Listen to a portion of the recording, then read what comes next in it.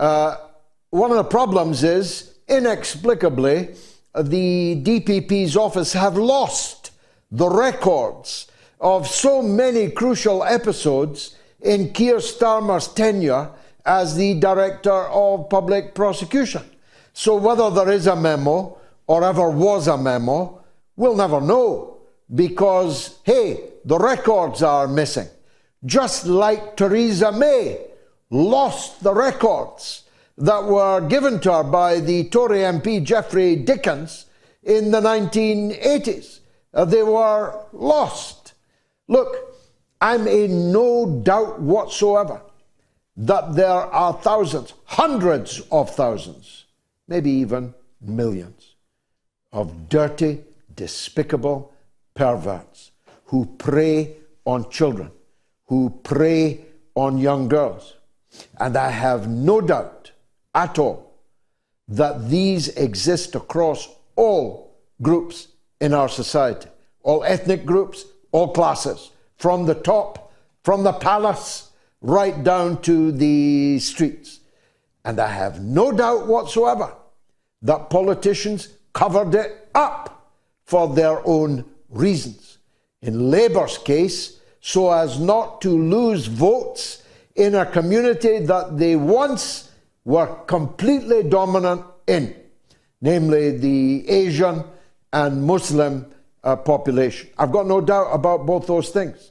That's why I'm calling, and my party members in Rochdale Council are about to achieve, because Labour surely cannot oppose our motion.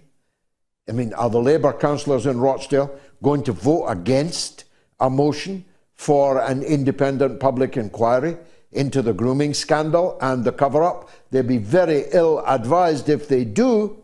So I want that independent public inquiry.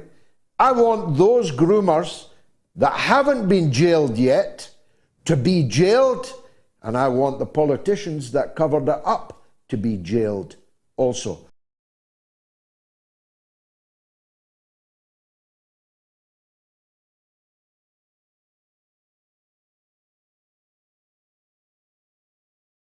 Cyril Smith was not prosecuted for child sex abuse because the establishment was scared he would name and expose other high-ranking officials in court.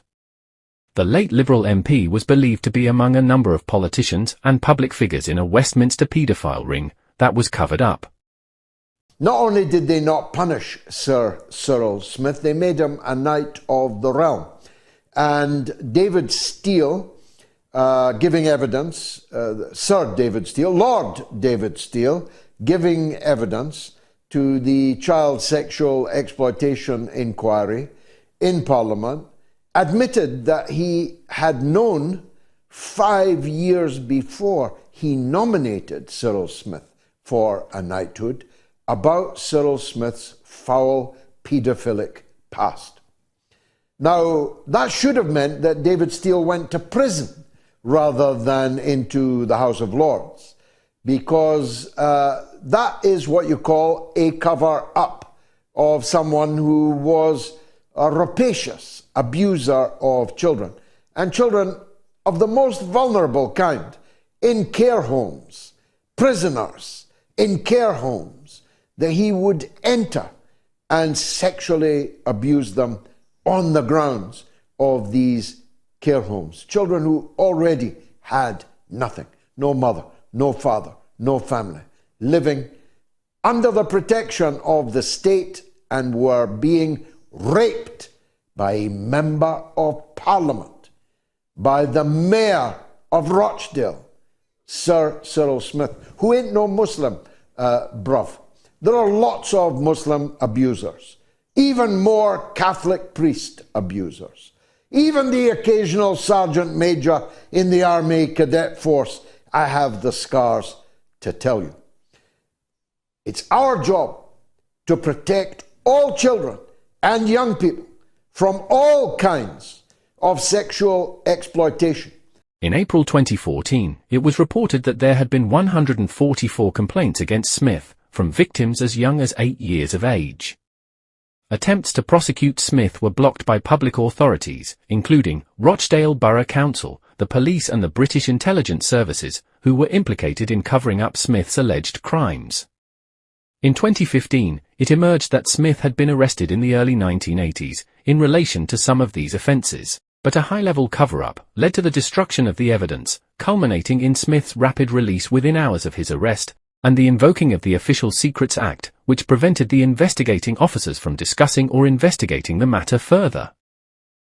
In view of this historic and scandalous cover-up, it is surely prudent to question the motives of Prime Minister Keir Starmer, Deputy Prime Minister Angela Rayner, Chancellor Rachel Reeves, and Health Secretary Wes Streeting, who along with 5 other Labour MPs, chose to abstain from voting for a national inquiry into grooming gangs, whilst ordering all other Labour Party MPs to vote against the proposed inquiry, warning that any MP voting in favour would face losing the whip, and so would no longer be members of the Labour Party. Much like the 1980s cover-up of Cyril Smith's vile paedophilic crimes against vulnerable children, this clearly smacks of another attempted cover-up, this time instigated by Starmer and his 3 cohorts. The question is, why the cover-up? Are they afraid a present-day inquiry might uncover more dirty Westminster paedophilic secrets? Please let me know what you think in the comments section below.